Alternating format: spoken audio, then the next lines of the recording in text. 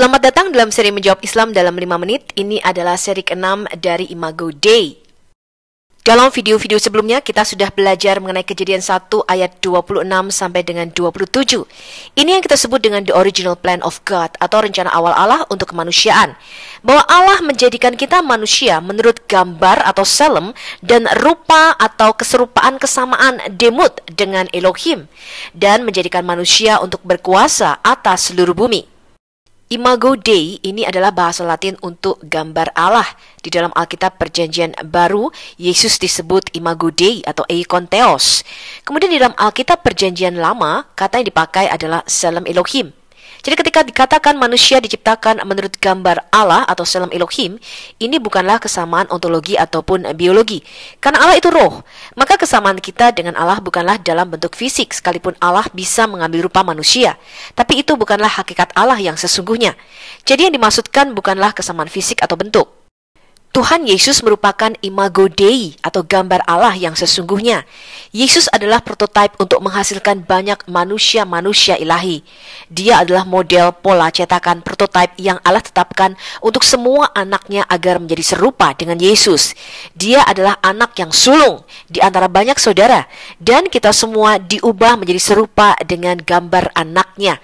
Ini ada di dalam 1 Petrus 2 ayat 21 dan Roma 8 ayat 29. Dari kekekalan sampai kekekalan, Kristus adalah anak tunggal Allah. Namun, melalui inkarnasinya, dia mengenakan kemanusiaan. Dan bagian manusiawinya tidak ada hubungannya dengan keilahiannya. Oleh karena itu, dapat kita bedakan. Melalui kebangkitan, Yesus membawa kemanusiaannya ke dalam keilahiannya. Dia mengilahikan kemanusiaannya dan membawanya ke dalam hubungan Bapa dan Anak yang ilahi. Dan dalam kebangkitannya, Kristus dilahirkan dari Allah menjadi anak yang sulung dari Allah. Roma 1 ayat 3 sampai dengan 4. Dan kita juga dilahirkan untuk menjadi banyak saudara Kristus. Kalau bukan kesamaan secara fisik, lalu bagaimana dengan kesamaan spiritual atau psikologi dengan Tuhan? Sebagai contoh, ada yang mengatakan bahwa Tuhan makhluk yang rasional, maka dia menciptakan kita dengan rasio atau nalar berpikir. Tuhan makhluk yang kreatif, maka dia menciptakan kita dengan kemampuan kreativitas.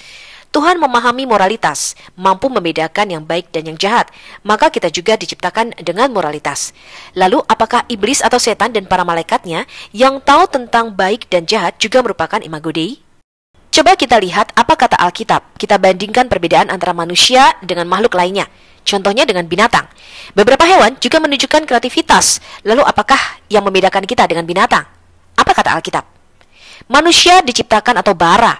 Ini ada di dalam Alkitab kita. Tapi binatang, hewan juga diciptakan dengan bara. Manusia dijadikan asah, binatang juga dijadikan. Manusia mempunyai jiwa atau nefes, binatang juga punya jiwa atau nefes. Manusia punya roh, nesyamah, binatang juga punya roh, roh hayim. Manusia mempunyai daging atau basyar, binatang juga punya daging atau basyar. Lalu apakah yang membedakan kita dari binatang?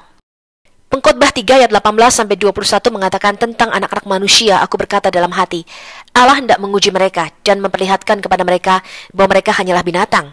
Karena nasib manusia adalah sama dengan nasib binatang. Nasib yang sama menimpa mereka. Sebagaimana yang satu mati, demikian juga yang lain. Kedua-duanya mempunyai nafas yang sama. Dan manusia tak mempunyai kelebihan atas binatang, karena segala sesuatu adalah sia-sia. Kedua-duanya menuju satu tempat, kedua-duanya terjadi dari debu, dan kedua-duanya kembali kepada debu.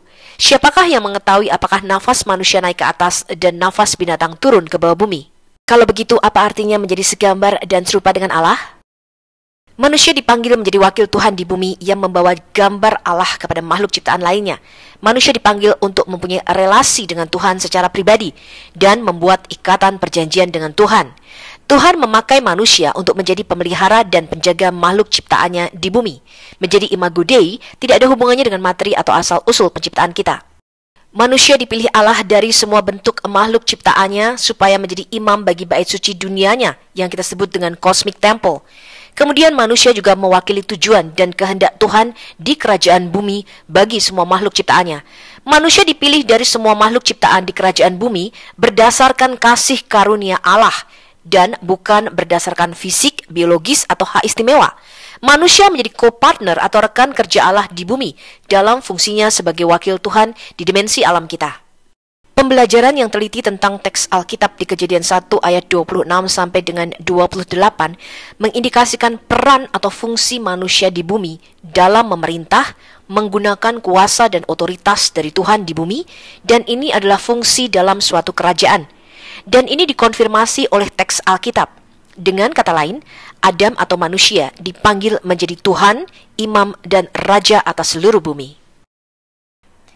Kejadian 3 ayat 23, ketika Adam dan Hawa mengkhianati ikatan perjanjian antara kerajaan Bani Adam di bumi dengan kerajaan sorga, dan dengan jatuhnya Adam ke dalam dosa, dia menyatakan kemerdekaan otoritas kerajaan Bani Adam di bumi dari otoritas kerajaan sorga.